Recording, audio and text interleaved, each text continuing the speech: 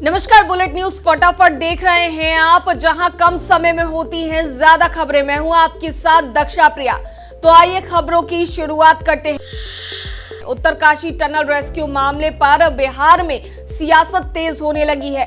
बिहार सरकार के मंत्री श्रवण कुमार ने बीजेपी पर इसका श्रेय लेने का आरोप लगाया है। उन्होंने कहा कि जीत गए तो इसका क्रेडिट ले रहे हैं और अगर हार जाते तो दूसरों पर डाल देते। ये बीजेपी की रणनीति है। जब फाइनल मैच में हार गए तो कुछ नहीं कहा। साथ ही उन्होंने कहा कि बीजेपी के नेता को पीएम मोदी को मैच देखने जाने से रोकना चाहिए था। बताना चाहिए था कि जब देश में कोई शुभ काम होता है तो वहां नहीं जाएं। बिहार के मुख्यमंत्री नीतीश कुमार की पार्टी जेडीयू में लोकसभा चुनाव से पहले ही घमासान छिड़ गया है।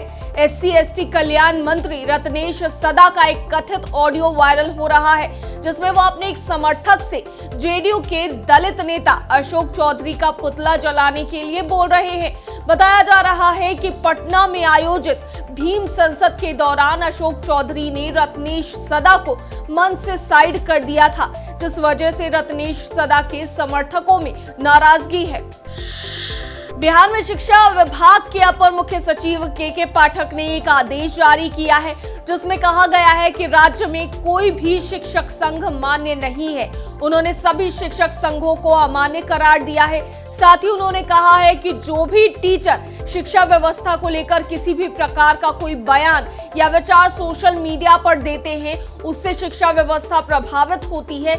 ऐसे में टीचरों के खिलाफ विभाग की ओर से कार्रवाई की जाएगी।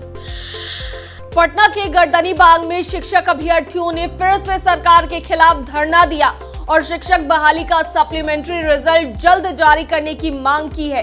दरअसल बीपीएससी शिक्षक बहाली के पहले फेज में सेकेंड मेरिट लिस्ट या सप्लीमेंट्री रिजल्ट जारी करने की बात कही थी, लेकिन आयोग की ओर से अभी तक सेकेंड मेरिट लिस्ट जारी नहीं किया गया है, जिसके विरोध में टीचर अभ्यर्थियों ने आज फिर धरना दिया।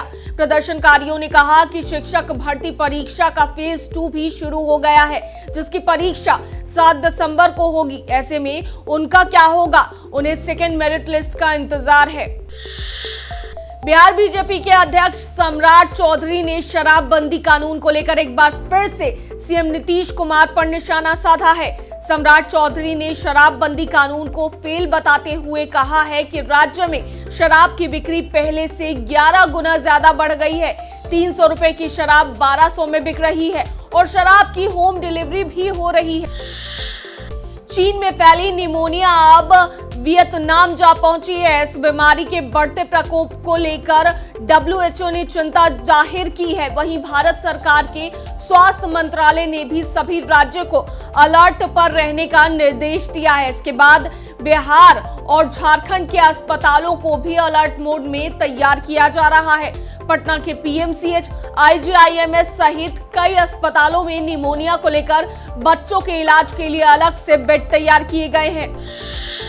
झारखंड के 5 मजदूरों ने वीडियो बनाकर भारत और झारखंड सरकार से वतन वापसी की गुहार लगाई है। मजदूरों का कहना है कि उनके वीजा की समय सीमा खत्म हो गई है। जिस कंपनी के लिए वो काम करते हैं, उस कंपनी ने 8 महीने से वेतन नहीं दिया है। ऐसे में वो सऊदी अरब में फंस गए हैं।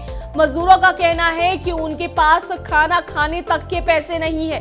वहीं वीडियो जारी होने के बाद मजदूरों के परिजनों ने भी केंद्र सरकार और झारखंड सरकार से इन्हें सुरक्षित वापस लाने की गुहार लगाई है।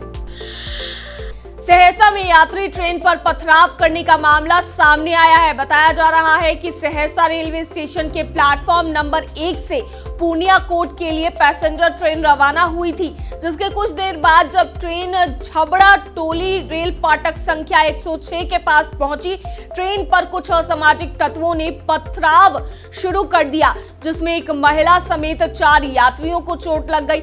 वहीं जख्मी यात्रियों को रेल विभाग की ओर से फर्स्ट एड किया गया। अब खबर मनोरंजन जगत की। गैंगस्टर लॉरेंस बिश्नोई की एक और धमकी के बाद मुंबई पुलिस ने मंगलवार को सलमान खान को दी गई सुरक्षा की समीक्षा की। साथ ही टाइगर 3 एक्टर को सतर्क रहने के लिए भी कहा गया है।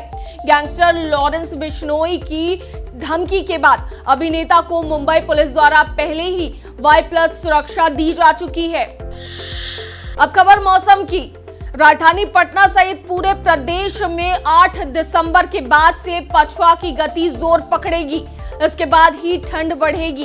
इससे पहले पूर्वा हवा के रहने का अनुमान जताया गया है। हालांकि 1-2 दिनों में पूर्वा की रफ्तार बढ़ने का अंदेशा जताया गया है। इससे ठंड में ज्यादा इजाफा नहीं होगा।